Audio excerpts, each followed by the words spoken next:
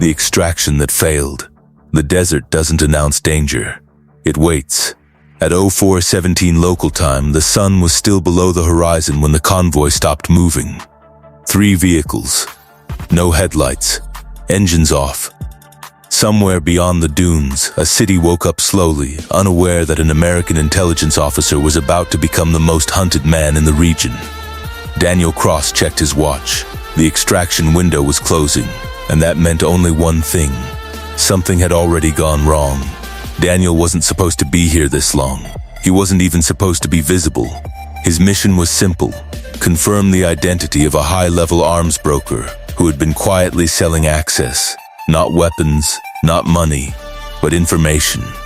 Satellite routes, safe corridors, names. The kind of information that gets people erased. The meat had gone smooth. Too smooth, and in Daniel's world, smooth was never a good sign. His radio crackled once, then died. No static, no interference, just silence. That was the moment Daniel understood. He wasn't being chased, he was being contained. Part 1: the city that turned against him. Daniel abandoned the convoy before the sun rose. On foot, moving through broken streets and half-built concrete shells, he blended into the early chaos of the city. Vendors, buses, kids kicking dust. Every face was neutral. Every face could be watching. The problem wasn't the militias. It wasn't the police. It wasn't even the enemy intelligence service. The problem was overlap. Too many interests. Too many players. Too many people willing to sell silence. Daniel reached the safe house just before noon, or what used to be the safe house. The door was unlocked, furniture untouched, food still warm, but the wall safe was open and empty.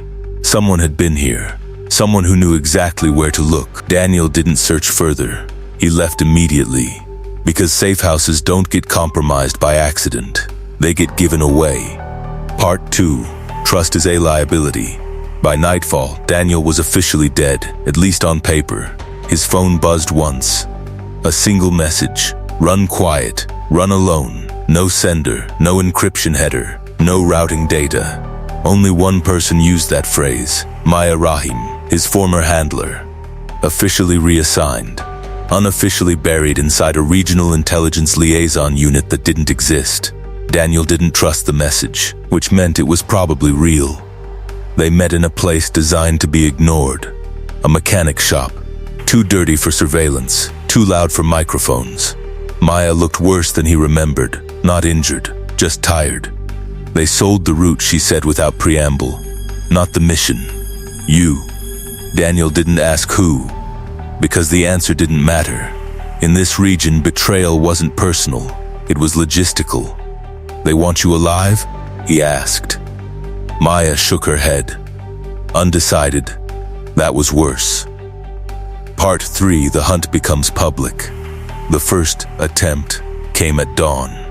Not soldiers, not police, contractors, clean weapons, no insignia, fast decisions. Daniel escaped through a storm drain with seconds to spare. The second attempt came an hour later. Snipers, professional, patient. The message was clear now. This wasn't an arrest. It was pressure. They wanted him tired, cornered, desperate enough to make a mistake. Maya vanished that night.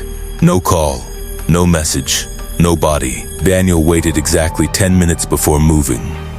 One of the men tracking him used an outdated call sign, an American one. This wasn't about what Daniel had done. It was about what he knew without realizing it. The arms broker wasn't selling information. He was mapping influence. Which agencies protected which assets? Who looked the other way? Who pretended not to see? Daniel wasn't a target. He was evidence. And evidence doesn't get extracted. It gets erased. Part V. No extraction coming. The extraction request was denied. No explanation. No delay. Just a clean, silent rejection. Daniel laughed when he read it, not because it was funny, but because it confirmed the truth. There was no cavalry, no last-minute rescue, no dramatic save. This wasn't a war movie. This was the part where you survive, or disappear quietly. He headed for the border, Not the official crossing. The old one. The one that only existed in memory and bribes. Part VI. Final choices. They caught him 10 kilometers out. A roadblock that wasn't there an hour earlier. Daniel didn't slow down. Gunfire shattered the windshield. The engine died. The truck rolled once before stopping. Daniel crawled out bleeding, surrounded. The man who stepped forward wasn't local. American. Accent. Government posture. "You're not cleared to leave," the man said calmly. Daniel smiled through blood. "Neither are you." He reached into his jacket. Not for a weapon, for a drive. The man froze. Daniel dropped it into the dirt. "You kill me," Daniel said, "and that data surfaces anyway. You let me walk, and it disappears." The standoff lasted exactly 7 seconds. That's how long it took for the math to settle. Part 7. Aftermath. Daniel crossed the border alone. No escort, no confirmation, no welcome. Officially, he never existed. Unofficially, he became something worse. A ghost with memory. Months later, quiet policy shifts began. Routes changed. Names vanished. Programs shut down without explanation. No headlines, no justice, just adjustments. Maya was never found. The arms broker disappeared. The region moved on. It always does. Ending. The truth. People think intelligence is about secrets. It's not. It's about control of consequences.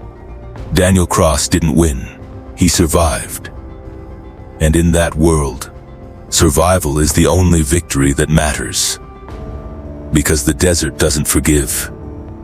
It just waits. Subscribe for new thriller stories in coming days.